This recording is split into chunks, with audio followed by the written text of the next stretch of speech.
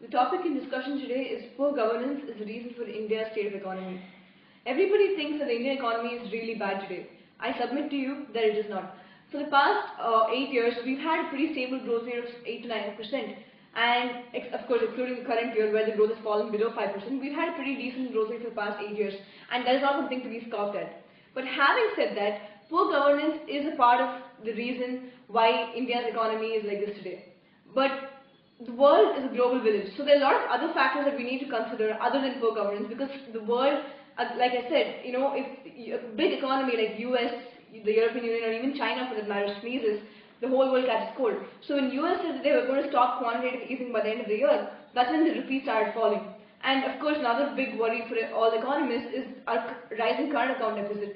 Because we're importing petrol and we have to pay in dollars, we're shelling out a lot of rupees for that. And the oil drives our economy, and we import nearly 70 to 80% of our petrol needs. And of course, gold imports as well. India's appetite for gold is incredibly high. So now the government has raised import duty on gold 10%. So these kind of measures are in place right now to sort of check the rupee, to check the current account deficit and everything else. But also, the fiscal part of our country should work in unison. For example, the Finance Ministry and the RBI, both being independent of each other, should work together. While the RBI was focusing on controlling inflation, the Finance Ministry was focusing on growth. So they should see eye to eye and work together to bring India out of its current gloomy situation. But having said that, India is able to spend a lot of money today on various schemes. We could have never thought of spending 145,000 crore rupees on providing food for everybody.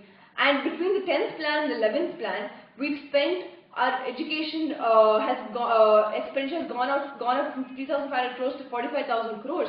This is a lot of money. And if India has to grow, we need to pump in this much money in infrastructure and education. And we could have never thought of doing this probably 10 to 15 years back, but we're doing it now. So that is an indicator that India's fundamentals are really strong. The fact that poor sentiments are hurting the market right now. So when public sentiment, when people feel that the economy is doing bad, this leads to a lot of negative speculation, and this reflects on the stock market, and this reflects on the sentiment of investors, and this as a whole brings down the spirit of the economy.